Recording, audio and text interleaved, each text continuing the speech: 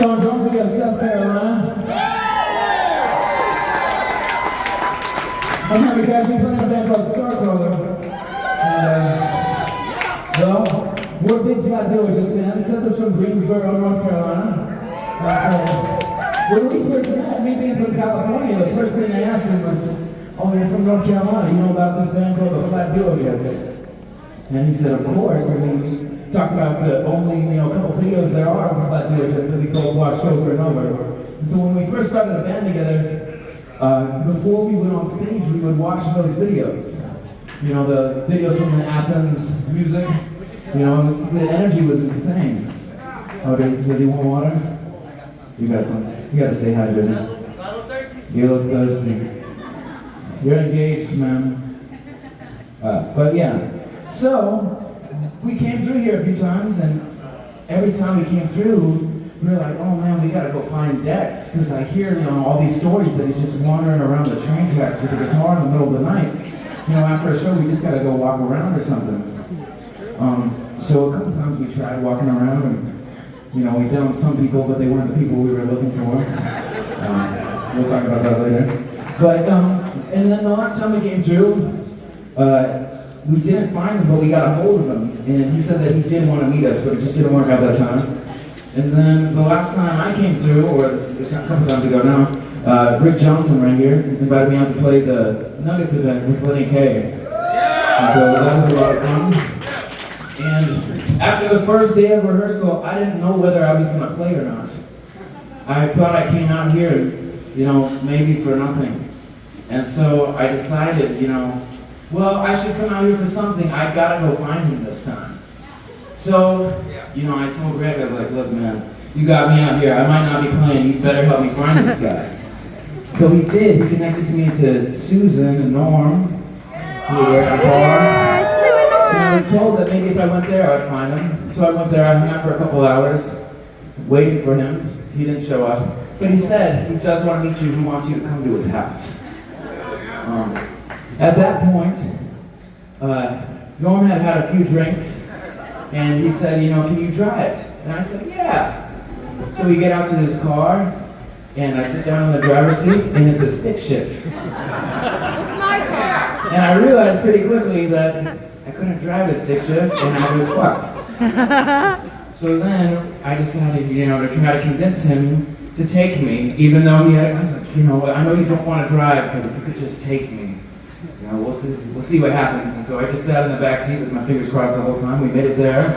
And then we stayed up and we watched videos of Gene Vincent and Elvis Presley. And we talked about our bands and what touring's like and playing with other musicians. And it was a really beautiful moment in time. And for those last couple months, he would send me videos in the middle of the night of, songs he did or songs that he liked.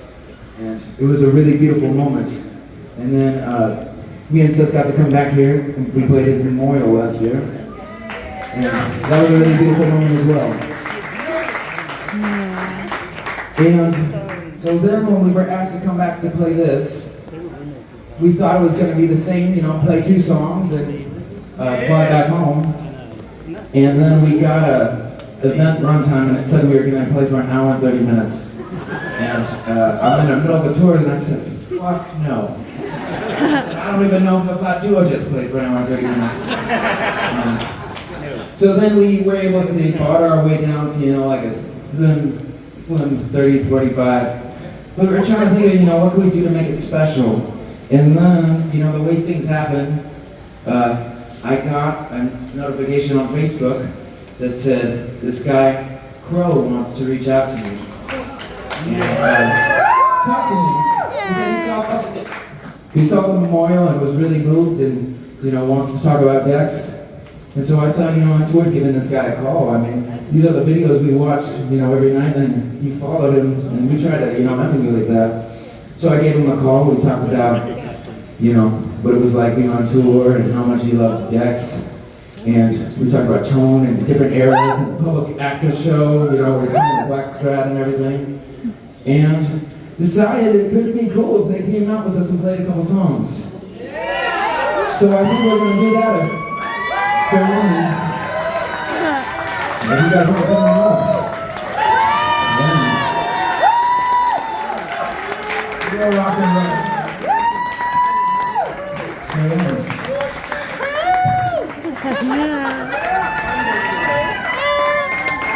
The remaining members of the Cradle will be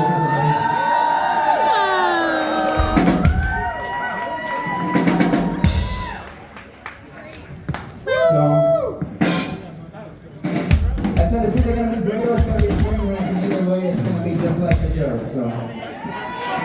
Raw energy. Alright, 2 southern drummers right here, let's take it.